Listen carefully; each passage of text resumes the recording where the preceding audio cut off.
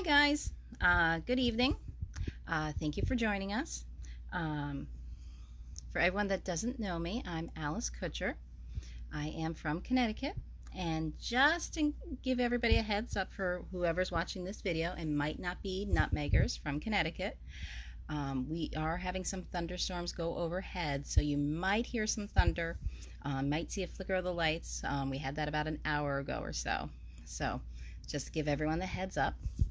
But anyway, as I said, my name is Alice Kutcher, and thank you for joining us again for, I believe it's our third Mondays with MMT. And tonight I am in the Disney group, the Disney Cruise Line group, for anyone that might have found themselves in the wrong place or isn't sure where they're seeing this video. Anyway, if anyone hasn't, I'm going to cover over a few topics, a few facts, some history about the Disney Cruise Lines, and a couple different opinions, thoughts, what I love, what I don't love, things like that. So anyway, if anyone has any questions, by all means, please feel free to put them down in the comments below. Or if you have something a little bit more specific that you're looking for, or are looking to book a cruise, or at least find out how much a Disney cruise would be going for, by all means, please feel free to email me at Alice, ALICE, .Kutcher, KUTCHER, at marvelousmousetravels.com. Okay? And for anybody that does book a Disney cruise with me within the next week, based on the type of category of stateroom that you book with me, you will be able to get some onboard credit, at least $25 and going on up. Okay, and that's for anyone that books a Disney cruise with me within the next week. Okay, well, anyway, so like I said, I was going to give you guys a little bit of history, a little bit of facts about the Disney Cruise Line. So first off, for those that don't know or aren't that familiar with it, Disney has 4 current ships in their fleet.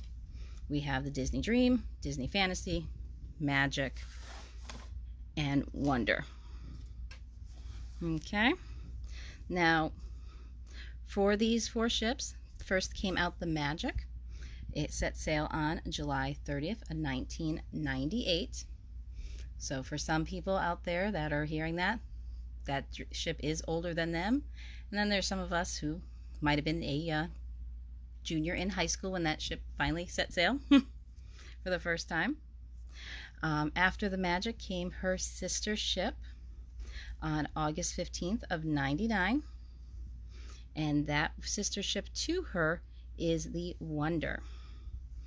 And the reason I say sister ship is because those 2 ships are the same for the size, number of staterooms, and the capacity of people that are allowed to be on there. They have a current passenger capacity of 2,400 people. So in comparison to some other cruise lines, that is a rather small ship. Other cruise lines like Royal, their newer ones happen to have like 5,000, 7,000 capacity. So these ships are on the smaller side. And both of those ships have a total of 875 staterooms, which are a variety of staterooms. Now, the newer ships for Disney are the Dream, which currently set sail for the first time on January 26th of 2011. And then her sister ship is the baby of the fleet, or at least the current baby of the fleet. That is the Fantasy. She set sail on March 31st of 2012. Both of those ships, the Dream and the Fantasy, have a capacity of 4,000 people and have 1,250 staterooms on board. Now, there is 3 new ships that are coming out. Unfortunately, they have not been named yet, and their exact sail dates have not been announced yet. But tentatively, everything I've seen, especially this afternoon, when I was doing research for this video, I saw that they should be coming out in 21, 22, and 23. And currently, they're anticipating those to have a total stateroom number of 1,250. And those guys are looking at being about 140,000 ton ships. Now, just perspective, our current baby of the ship, Fantasy, and her sister, the Dream, they're only about 130,000 ton ships. So, and anyone that's been on the Dream and Fantasy would know that they pack a lot in on that ship, and still being considered on the smaller size for a cruise ship. Now, when I say staterooms, now anyone who hasn't been on a cruise, you know, this first time I heard it, stateroom, I'm thinking like, oh, well, isn't it just a room? Why is it a state? That just happens to be the term that they use for these cruise ships. Across the board, any cruise ship you look, they don't say a room, it's a stateroom. You have what I like to refer to as the inside closets, also known as an inside room. Good news about Disney is they have virtual balconies on those inside staterooms, so it makes it feel like it's not so much as sleeping in a closet, but one with a little view. Good thing about those inside staterooms is with those virtual ones, is they have Disney characters that come by. One of the videos I've seen, because I haven't slept in one of those yet, is I've seen the little boy from Up go up over the window holding balloons and waving to you. Another one I've seen is the starfish from Finding Nemo and Finding Dory clinging to the window talking to you or waving to you. So, anywho, excuse me. Now, after, of course, those, you have your basic ocean view rooms. Those are the ones with the stateroom, with the little porthole window. Those are the more those port windows are the ones that when you see a ship, you always picture those little circle windows going around the side of the boat. Those are the ocean view. They are just glass there. You do not open them. You just look outside. Some of them are large enough where they become a window seat, so you can sit in them, look out. They're amazing, those window ones. I especially like walking around on those floors that have those big ones and just curling up there when we're walking by and just seeing out, looking at the ocean, seeing other boats that go by, things like that. Of course, then you have your balcony windows, or I mean your balcony views, sorry. Anyway, those balcony ones, which are amazing, especially if you can get two adjoining rooms. You can open up those balconies, make it one large balcony. Excuse me. So, anyway, those rooms are amazing. And of course, you do have some of the larger rooms, like a suite or something like that, where you have a little bit of a play area. Now, those are the basic room types that you have on there.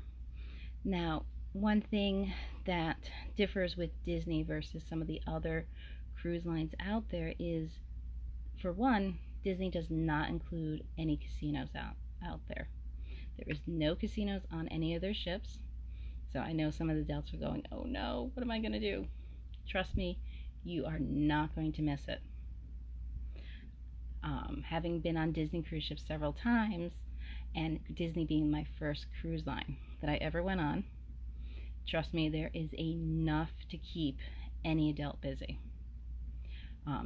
And I can say that because my first cruise ship was Disney, and the first time I went was just my husband and me. It was for our anniversary. We left our 3 munchkins home, and yes, we did a Disney cruise without the kids, and we had a blast. There was a ton of stuff for us to do. We were constantly going. I swear, the last night we were going up and down the stairs constantly because we didn't have time to get to everything by waiting for the elevator. Between dinner, seeing the Bon Voyage or the Goodbye Party, going to see a movie, Broadway style show, back and forth. We were going until at least midnight.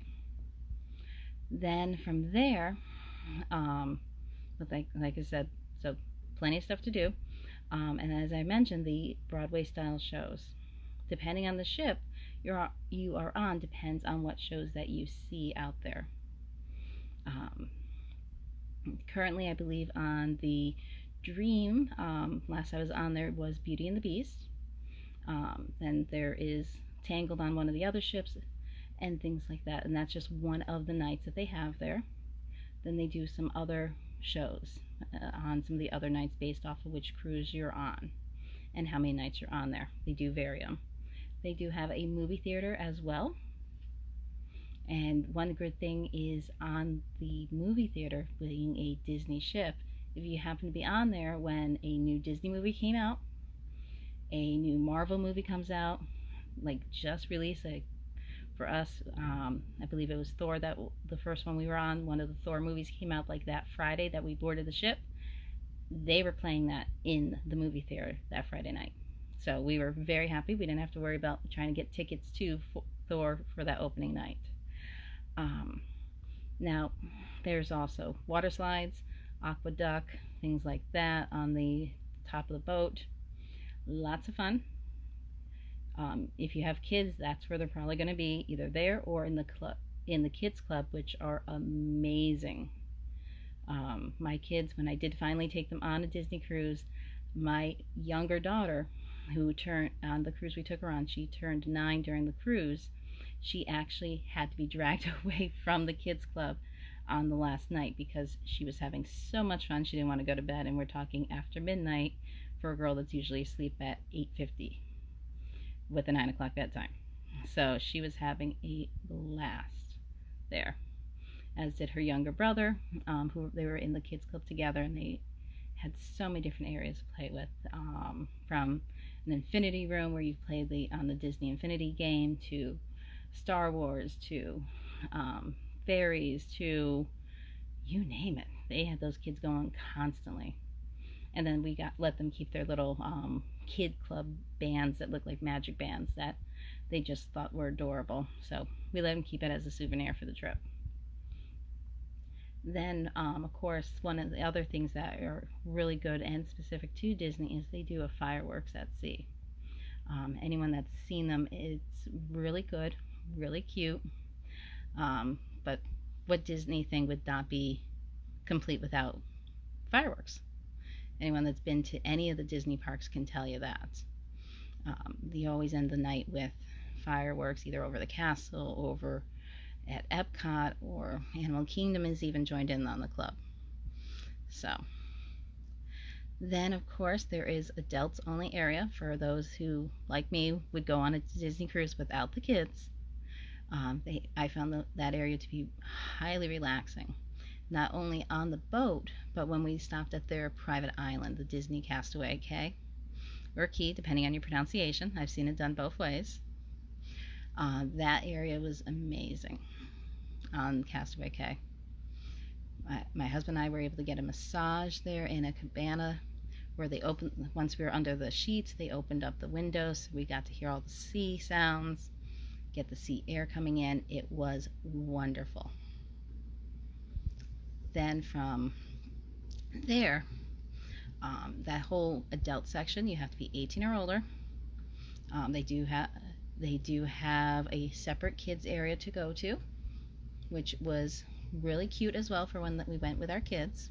But of course, that area is busier. The adults only section is calmer, quieter, and if you're one of those people that just want to be able to dip their toes in the sand and see the beautiful crystal clear water, that's the area to go, especially if you don't have your munchkins, or don't have any munchkin at home anyway. Then, of course, now people always are asking, my clients are always asking, what is included? You know, I've heard that they don't have a drink package, things like that. One of the things that I always tell people is, when you sit down and think about it, how much you spend on a drink package in addition to the cost of the cruise, you're very comparable to a Disney cruise. Reason being for that is, I always say about 99% of the food and drink is included. You have, with all your meals, you have soda, water, tea, coffee, things like that included. On the main deck by the pool and also by the food area, they do have soda fountain there, where you can get drinks anytime. Room service is included. However, the tip is not included in your tipping that you've already done. So I usually threw my room service attendant like $5, something like that. Some people might do more, less, depending on their preference. For and same thing with that, the food is included, but not the drinks for room service. Now going back to the Broadway style shows and the movie theater, you have to pay for your snacks there and your sodas there, what bottled water, whatever you're drinking over there. Um, it's just just like think of like movie theater popcorn, stuff like that. If you have a refillable bucket, they will refill it there, or at least they did for me. And then of course room service is 24/7, which I loved. I was able to order breakfast for the kids when we brought them, or just Eric and me were able to order breakfast for ourselves and just enjoy a nice relaxing breakfast when we sat on our balcony overlooking the ocean and just relax. Of course, if you aren't into that, or you want a nice variety or nice hearty breakfast, go to one of the rotating restaurants for breakfast. Go to the buffet for breakfast. And the rotating restaurants are amazing, the ones I've been to.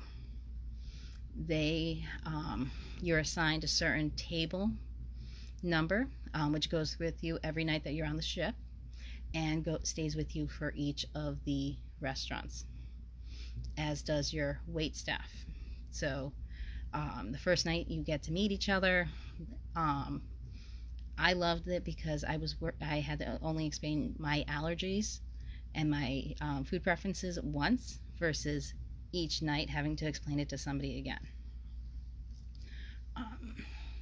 Same thing with my kids. They are like me. They have a variety of food allergies between the three of them. And with that, I was able to just explain to one waiter, one assistant, one head staff, making sure we were all on the same page, what me and the kids could and couldn't eat. And they were amazing. They made sure everything was dealt with properly, made sure everything was handled properly, made sure that our food was safe, so nobody had a reaction to anything, which I loved. Nothing like having to sit there and worry about whether or not my food might come in contact with fish or soy or anything along those lines. But each of the restaurants are usually geared towards a different thing. The most recent one I've been on was the Disney Dream. So we ate in the Animator's Palette one night, which looks like Disney animation all over the place, where the animators are mid-drawing things. We had Crush come and talk to us through it was a television screen, but it looked like an aquarium screen.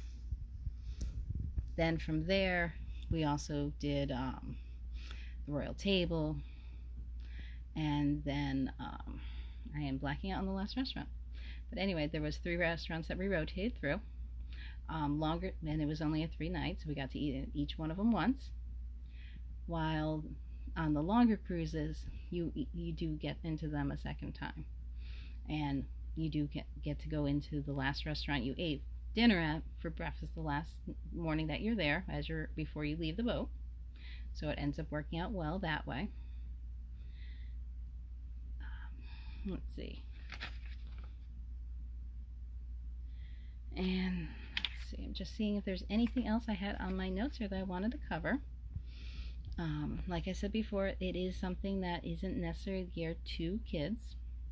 But if you do bring your kids, they can, and when they're not hanging out in the kids area, in the water pool, in the water slides, kids club, there is many character meet and greets. So what would Disney be without getting a chance to have your autograph, getting an autograph from Mickey Mouse, having your picture taken with Mickey or the princesses. If you happen to be doing a holiday one, my next Disney cruise is going to be actually in September, and it's one of the Halloween on the High Seas. So for that one, we get to meet Jack Skellington, Sally. It is going to be Halloween themed, so it's going to be Halloween decorations all over the place. They do have Maritime ones, which are Christmas ones, And for those Christmas ones, it's the same thing. It is Christmas decorations all over the place. And I even heard that there might be a Santa Claus on those on occasion, that Santa might be visiting, checking in on the kids that are there. Now, I'm hoping that when the new ships start coming out, that they might be adding some new ports. As I said at the beginning of the video, I am from Connecticut. So for people from the Northeast, the closest port that we can drive to is New York City. However, they're only in New York City about 3 months of the year, which makes it a little tough for us. I'm lucky that in September we are actually sailing out of New York City. The rest of the time I actually have flown down to either Port Canaveral or Miami to catch the ships down there. And, you know, it is what it is. Here's hoping that when they do come out with the new ships that they do allow for more time in New York. At least that's what I'm hoping. Fingers crossed. Here's hoping for some pixie dust on that. And I'm sure several other people are hoping the same thing out there. But most of the ships do set sail from Port Canaveral, which is probably, depending on traffic and who's driving the Disney Cruise Line bus, about half an hour to 45 minutes away from the Magic Kingdom and the Orlando International Airport. Miami is where I'm going to actually be flying out in January too, to catch one out there.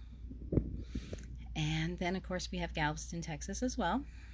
And then there isn't one of the ships do go over to Europe, and then comes back after spends a couple of months in Europe, out of Dover, England, going through that neck of the woods.